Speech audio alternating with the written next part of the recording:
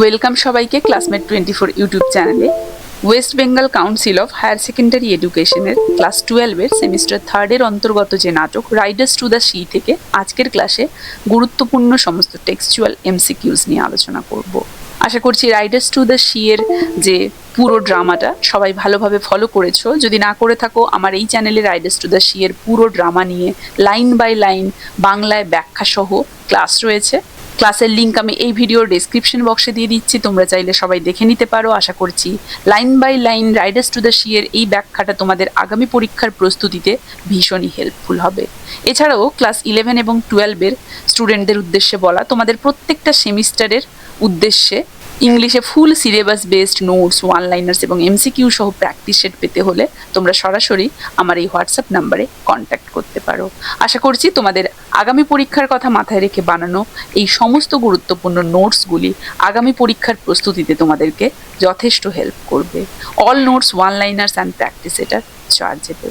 এবং এই নোটসের পাশাপাশি তোমরা আনসিন, গ্রামার এবং রাইটিং স্কিলের জন্য আমার এই চ্যানেলে বিশেষ মান্থলি পেইড মেম্বারশিপ গ্রুপ পেয়ে যাচ্ছ, যেখানে খুব স্বল্প মূল্যে মান্থলি তোমরা টেক্সট বেসড যে গ্রামার, এমনি গ্রামার, আউটসাইড দ্য টেক্সটের গ্রামার, রাইটিং স্কিল, আনসিন ইত্যাদি সমস্ত গুরুত্বপূর্ণ ক্লাসেস পেয়ে যাবে। তাই যারা যারা জয়েন হতে চাও, ডেসক্রিপশন বক্সে আমি পেইড মেম্বারশিপ গ্রুপের লিঙ্ক দিয়ে রাখছি। তোমরা চাইলে আমার এই মান্থলি পেইড মেম্বারশিপ কোর্সটাও কিন্তু পারচেস করতে পারো। এছাড়াও আজকের ক্লাসের এই পিডিএফটি পেতে হলে তোমরা সরাসরি আমার টেলিগ্রাম চ্যানেল বা আমার হোয়াটসঅ্যাপ চ্যানেলটাও ফলো করে নিতে পারো। টেলিগ্রাম চ্যানেলের লিঙ্ক এবং হোয়াটসঅ্যাপ চ্যানেলের লিঙ্ক আমি এই ভিডিও ডেসক্রিপশন বক্সে উল্লেখ করে দিচ্ছি। তাই যারা যারা এই নতুন, কাইন্ডলি চ্যানেলটা সাবস্ক্রাইব করে নেবে এবং চ্যানেলটা ফলো করে বেল আইকনটা প্রেস করতে ভুলবে না। তাহলে পরবর্তী প্রত্যেকটা ক্লাসের নোটিফিকেশন কিন্তু সহজেই তোমাদের কাছে পৌঁছে যাবে। তো ফিরে আসছি আজকের আলোচনাতে। রাইডার্স টু দ্য সি থেকে আজকের ক্লাসে 30টা গুরুত্বপূর্ণ এমসিকিউজ নিয়ে আমরা আলোচনা করব। ক্লাসটা ভেরি ইন্টারেস্টিং প্রথম থেকে শেষ পর্যন্ত, তাহলে সবাই প্রত্যেকটি প্রশ্ন ভালোভাবে ফলো করবে।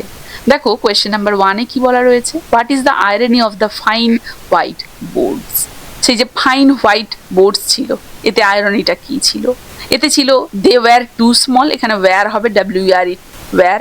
এক্ষেত্রে ওয়্যারটা একটু অন্যরকম হয়ে গেছে, যাই হোক। They were too small, they were used for the wrong son, they were bought with stolen money, they were rotten in the kitchen. দেখো, অ্যান্সার এক্ষেত্রে কোনটা হবে ভালো করে ভাবো। They were used for the wrong son. কেন? কারণ এই যে হোয়াইট বোর্ডগুলো were originally bought to make a coffin for Michael, তাই না? কারণ মাইকেলের বডি যখন খুঁজে পাওয়া যাবে, once his body was recovered, তখন তার জন্য এটা ছিল।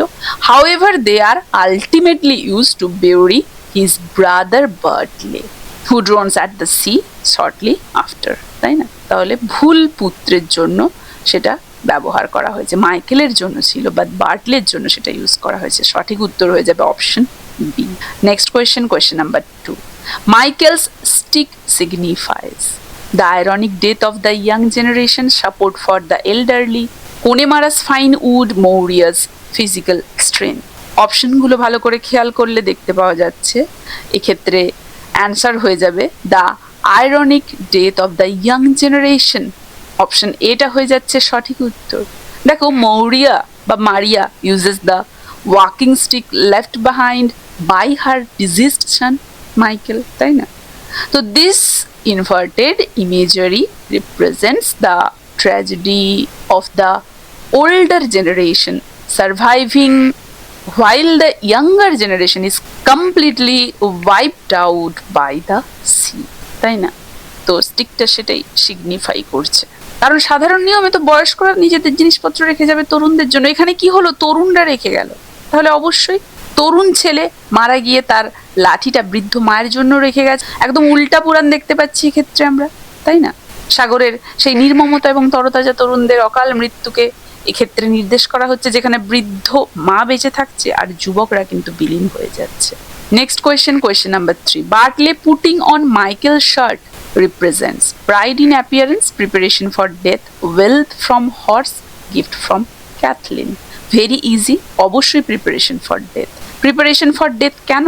কারণ putting on the clothes items belonging to a deceased brother serves as heavy foreshadowing in the play. which indicates that Bartley is walking directly into the same fatal fate as Michael. তাই না? So option B হয়ে যাবে এক্ষেত্রে সঠিক উত্তর। পূর্বাভাস তো দিয়েই দিচ্ছে, বার্টলেও কিন্তু মাইকেলের রাস্তাতেই যাচ্ছে।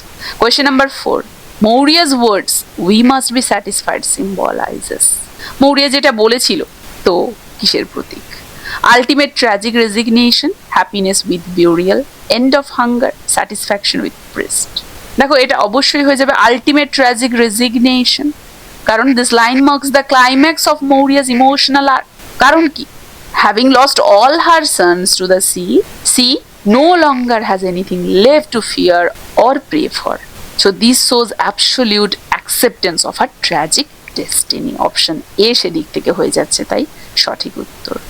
Next question, question number 5। Question number 5 এর বক্তব্য দেখো। The half close door symbolises, ওই যে ডোর হাফ ক্লোজ ছিল, welcome for guests, connection to the dangerous outside world, need for repairs নাকি পাওয়ার? ভালো করে দেখো, অবশ্যই connection to the dangerous outside world.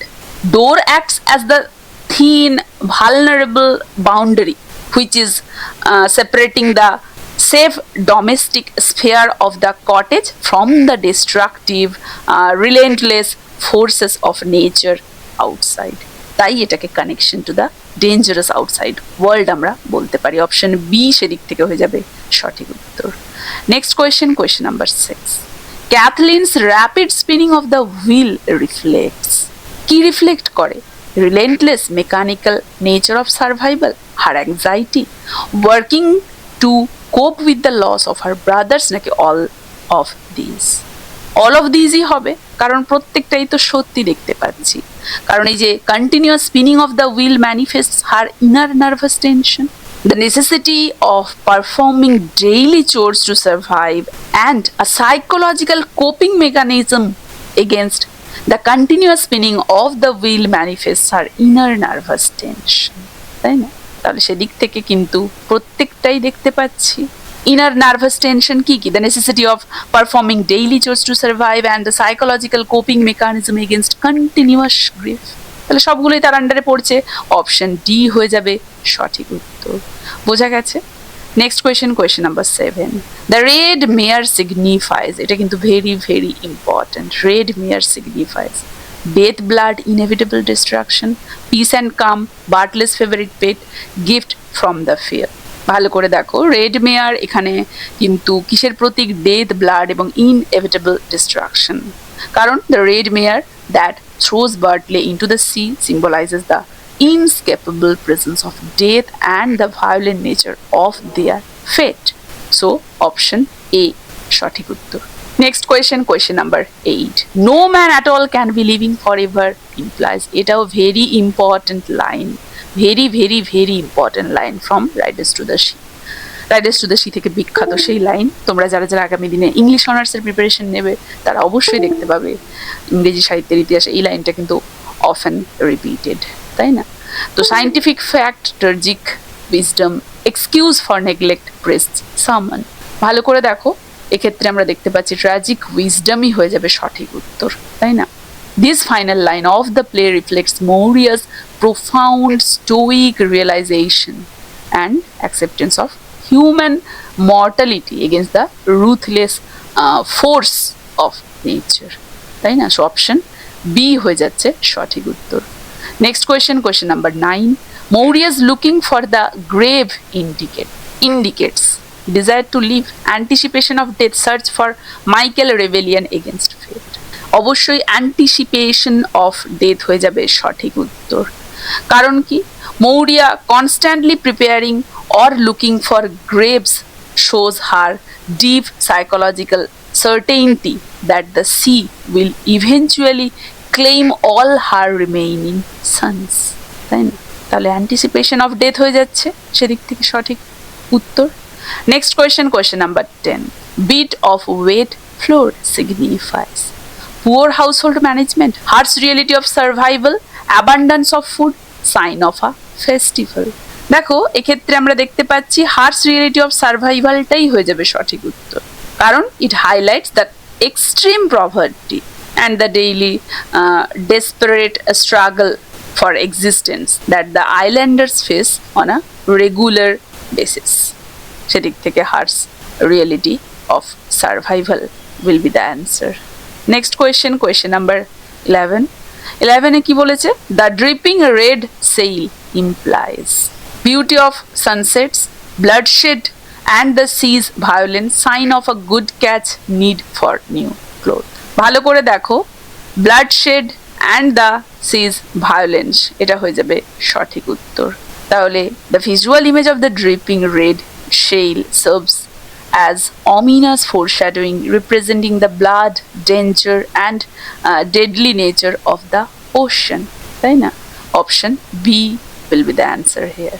Next question, question number 12. Swaying on the stool signifies inner turmoil, physical dizziness, habit of the old, boredom. Inner turmoil, obviously option A will be the answer here. Swaying মানে কি? দোল খাওয়া। তো এই যে নাটকে মৃত ছেলেদের মা যখন টুলের ওপরে বসে একা একা অনবরত দুলতে ছিল, তখন সেটা শুধুমাত্র তো শারীরিক নড়াচড়া ছিল না, তার ভেতরের সেই তীব্র মানসিক যন্ত্রণা, অনিশ্চয়তা, বিপদের সেই আশঙ্কা, তার সেই অবদমিত কান্নার বহিঃপ্রকাশ ছিল এগুলো। তো সাগরের গ্রাসে একে একে যখন নিজের স্বামী সন্তানদের হারিয়ে ফেলেন তিনি, সম্পূর্ণভাবে মানসিকভাবে তিনি বিধ্বস্ত, তাই তার এই শারীরিক অঙ্গভঙ্গি প্রকাশ আমরা এখানে দেখতে পাই, তাই না? অপশন এ তাই হয়ে যাবে সঠিক উত্তর।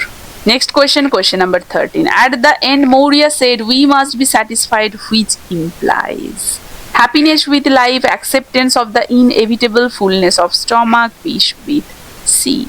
দেখো এক্ষেত্রে সঠিক উত্তর হয়ে যাবে acceptance of the inevitable, নিয়তি বাস্তবতাটাকে মেনে নিচ্ছে। কারণ আমরা শেষে গিয়ে কি দেখেছিলাম? তার বার্টলে সেও মারা গেছে, মৃতদেহ মঞ্চে আসতে দেখানো হয়েছে। তো যখন সেই মৃতদেহটা আসে তখন তার মায়ের ভেতরে সমস্ত ভয় ধীরে ধীরে শেষ হয়ে যায়, অনিশ্চয়তাগুলো শেষ হয়ে যায়। সাগর তো তার পরিবারের সবাইকে কেড়ে নিল, সব পুরুষকে, স্বামী, শ্বশুর, 6 সন্তান, সবাইকে তো কেড়ে নিয়েছে। এরপরে আর হারানোর কিছু নেই, শুধু মেয়েরা আর সে।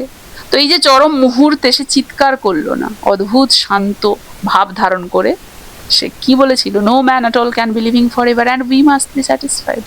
তাহলে সেদিক থেকে অ্যান্সার হয়ে যাবে acceptance of the inevitable, option B will be the answer here. Next question, question number 14.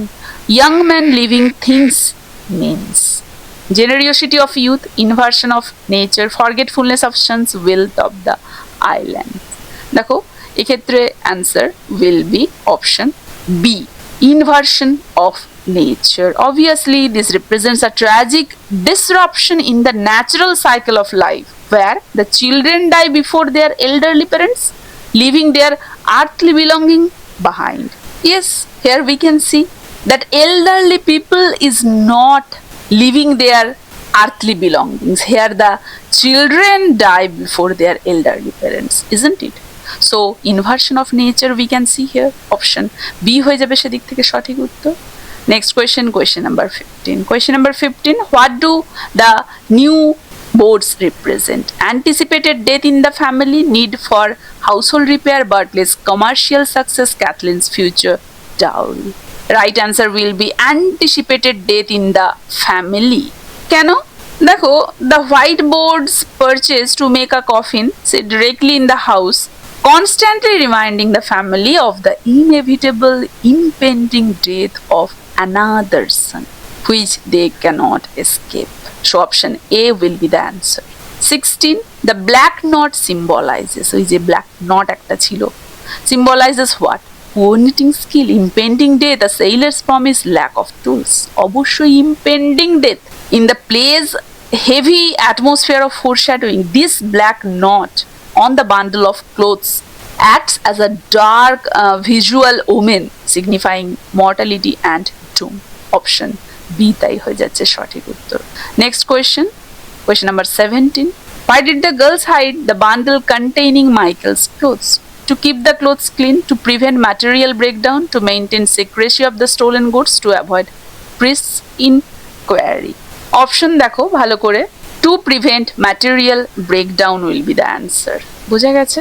কারণ কি? দেখো, Kathleen and Nora hide the clothes because they want to spare their mother Moria from a complete mental and emotional collapse before they can confirm if the clothes truly belong to the drowned Michael, isn't it? So prevent material breakdown will be the answer here, option B হয়ে যাবে সঠিক উত্তর। Next question, question number 18. Star up against the moon means impending disaster, clear sailing weather, time for prayer, seasonal change. It will be impending disaster. This is a traditional sailor's superstition and a classic literary omen signaling that a severe storm, shipwreck or tragic catastrophe is about to occur. So it will be impending disaster. Option A will be the answer here. Next question, question number 19. Putting the calf mouth downwards signifies. Finished with T, Maurya's unique habit, sign of thrust, symbolic end of life. It will be obviously symbolic end of life. Turning the cup upside down is deeply symbolic ritualistic action that represents emptiness, finality, and the absolute termination of a human life cycle, isn't it? So answer will be obviously option D, symbolic end of life. Question number 20. The grey pony behind the mare signifies Barclay's extra profit, gift for Michael, stray island animal, supernatural presence of impending death. It will be supernatural presence of impending death. In Maurya's terrifying vision, the grey pony carries the ghost of Michael riding right behind Bartley, which serves as a supernatural sign that Bartley is being led directly to his grave. So option D here will be the answer. আগে থেকেই পূর্বাভাস হয়ে গিয়েছিল কিন্তু এই যে red মেয়ার grey পনির দ্বারা। Question number 21. Black hags symbolize omens of impending death, islands, elderly women, birds of prey, Galway's market women. Option A হয়ে যাবে সঠিক উত্তর, omens of impending death. The black hags are used imagery wise to mirror traditional archetypes of doom, which represents the predatory, unforgiving and the death-bringing nature of the ocean. So option A will be the answer here, isn't it? Option A. Next question, question number 22. The pig with the black feet symbolizes. Pig with the black feet symbolizes ominous physical detail. কারণ আমরা নাটকের শুরুতে দেখতেই পেয়েছিলাম কালো পায়ের শূকরের কথাটা উল্লেখ করা হয়েছে, তো অশুভ ইঙ্গিত অবশ্যই, তাই না? অশুভ ইঙ্গিত কেন? কারণ সেই দ্বীপের বাসিন্দাদের আসন্ন বিপদ বা মৃত্যুর আবহ তৈরি করছে এইটা। So ominous physical detail will be the answer. Next question, question number 23. Holy water collected in the dark nights after Samhain signifies household cleaning agent, priest's mandatory gift, medicine for Maurya, protection against spirit. Answer here will be option D, protection against spirit. Option D here will be the answer. কারণ কি? It serves as a vital symbol of the unique blend of Christianity and paganism practiced by the Aran Islanders.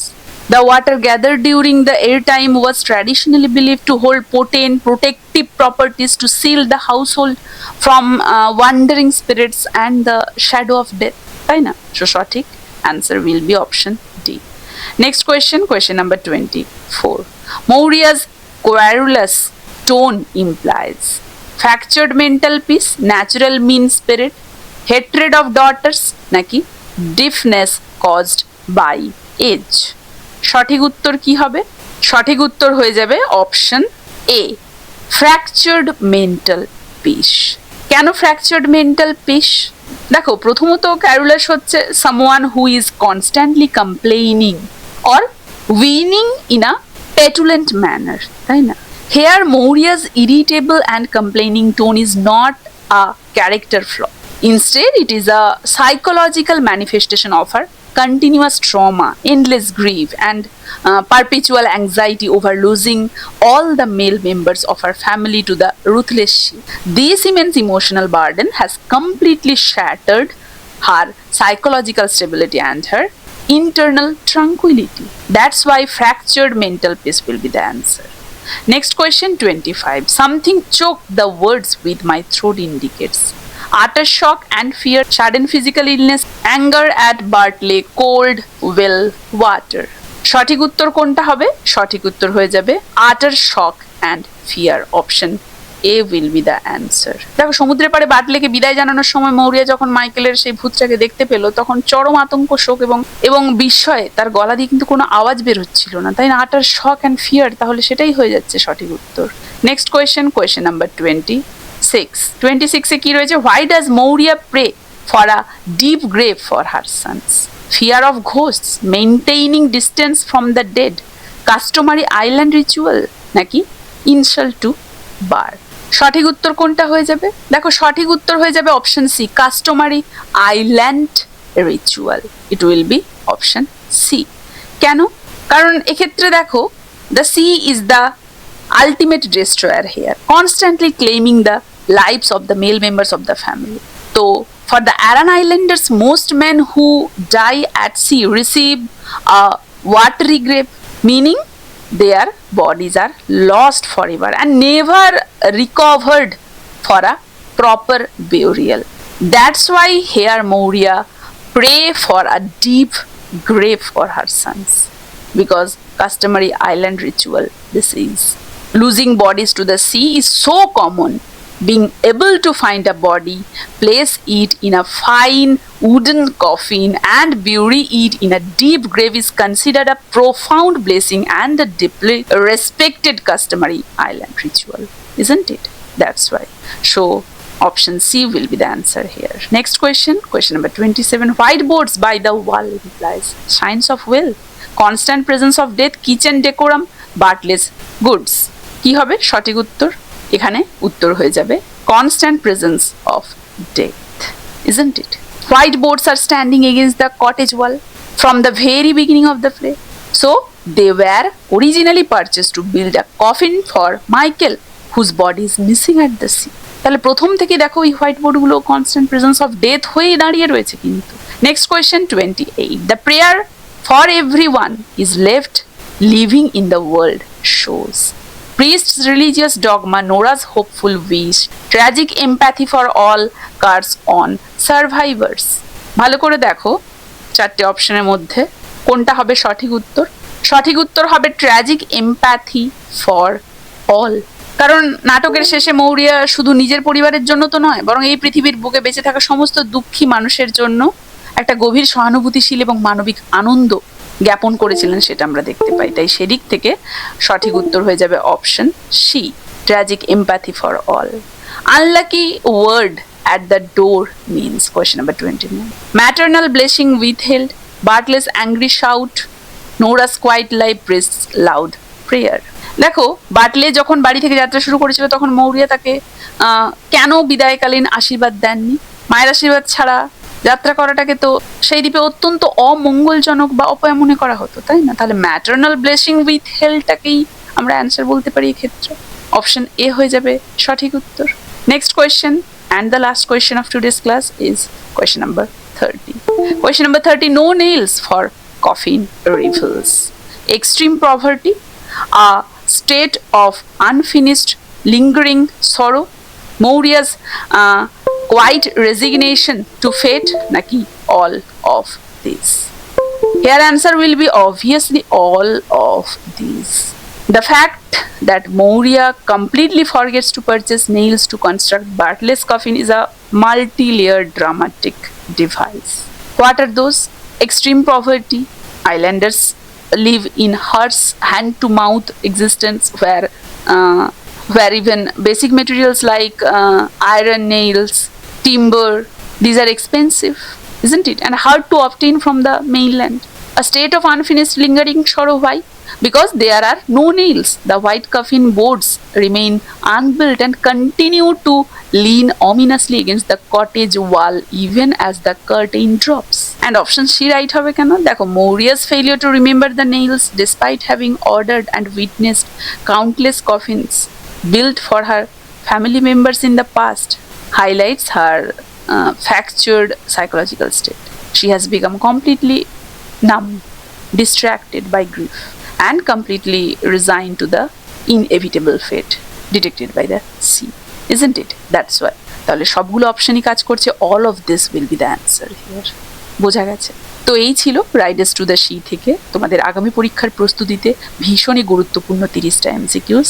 আশা করি প্রত্যেকটা question এবং তার অ্যান্সারগুলোকে ভালোভাবে তোমাদেরকে explain করে বোঝাতে পেরেছি, কারো কোথাও অসুবিধে নেই। কার কেমন লাগলো জানাবে, ভালো লাগলে ক্লাসটা একটা লাইক এবং একটা শেয়ার করে দেবে। আজকের ক্লাসটা তাহলে এখানেই শেষ করছি। দেখা হচ্ছে রাইডার্স টু দ্য সি থেকে আরও গুরুত্বপূর্ণ বিভিন্ন ধরনের এমসিকিউস নিয়ে এর পরবর্তী ক্লাসে।